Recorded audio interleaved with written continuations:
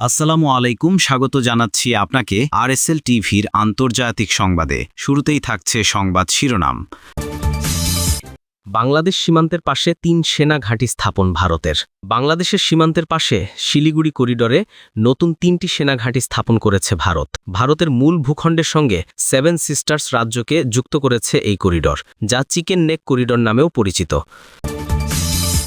যুক্তরাষ্ট্রের সঙ্গে পাল্লা দিতে চীনের নতুন বিমানবাহী রণতরী ফুজিয়ান আনুষ্ঠানিকভাবে নৌবাহিনীতে যুক্ত হয়েছে। চীনা প্রেসিডেন্ট শি জিনপিংয়ের উপস্থিতিতে অনুষ্ঠিত বিশাল কমিশনিং অনুষ্ঠানের কয়েকদিনের মধ্যেই রণতরীটি কার্যক্রমে অংশ নিচ্ছে বলে দেশটির রাষ্ট্রীয় সংবাদমাধ্যম জানিয়েছে। ব্রিটিশ সংবাদমাধ্যম বিবিসি এ খবর জানিয়েছে। যুক্তরাষ্ট্রের পারমাণবিক গতিবিধি নিবিড়ভাবে পর্যবেক্ষণ করছে রাশিয়া। রাশিয়ার পররাষ্ট্র মন্ত্রণালয় জানিয়েছে, পারমাণবিক বিষয় সংশ্লিষ্ট যুক্তরাষ্ট্রের পদক্ষেপগুলো নিবিড়ভাবে পর্যবেক্ষণ করছে মস্কো। এতক্ষণ শুনছিলেন শিরোনাম, এবার বিস্তারিত। বাংলাদেশ সীমান্তের পাশে শিলিগুড়ি করিডরে নতুন ৩টি সেনাঘাঁটি স্থাপন করেছে ভারত। ভারতের মূল ভূখণ্ডের সঙ্গে সেভেন সিস্টার্স রাজ্যকে যুক্ত করেছে এই করিডর, যা চিকেন নেক করিডর নামেও পরিচিত।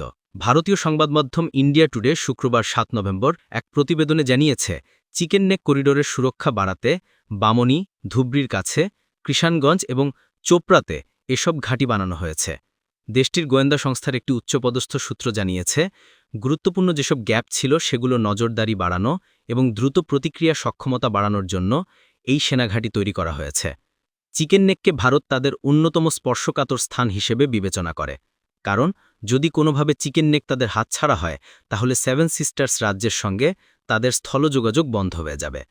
২২ কিলোমিটার বিস্তৃত চিকেন নেক করিডরটিতে নেপাল, ভুটান, বাংলাদেশ এবং চীনের সীমান্ত রয়েছে।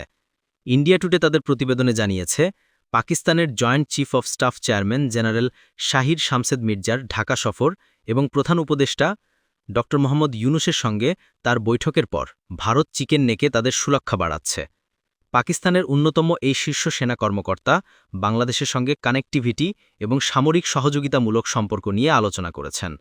ভারতীয় সেনাবাহিনীর এক কর্মকর্তা জানিয়েছেন, চিকেন নেক করিডর তাদের সবচেয়ে শক্তিশালী সামরিক করিডর। তারা দাবি করেছেন, সুরক্ষা ব্যবস্থা এমনভাবে সাজানো আছে যে প্রয়োজন হলে চিকেন নেক করিডরে দ্রুত সময়ে তারা সেনা জড়ো করে ফেলতে পারবেন। এর আগে ভারতীয় সেনাবাহিনীও একই সুরে বলেছিলেন, চিকেন নেকের বিষয়টি আমি ভিন্ন দিক থেকে দেখি। এটি আমাদের সবচেয়ে শক্তিশালী অঞ্চল, কারণ পশ্চিমবঙ্গ, সিকিম এবং উত্তর পূর্বাঞ্চলে মোতায়েন থাকা আমাদের সব সেনাকে এখানে দ্রুত সময়ের মধ্যে জড়ো করে ফেলা সম্ভব।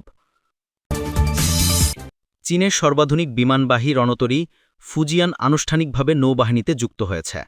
চীনা প্রেসিডেন্ট শি জিনপিংয়ের উপস্থিতিতে অনুষ্ঠিত বিশাল কমিশনিং অনুষ্ঠানের কয়েকদিনের মধ্যেই রণতরীটি কার্যক্রমে অংশ নিচ্ছে বলে দেশটির রাষ্ট্রীয় সংবাদমাধ্যম জানিয়েছে। ব্রিটিশ সংবাদমাধ্যম বিবিসি এ খবর জানিয়েছে।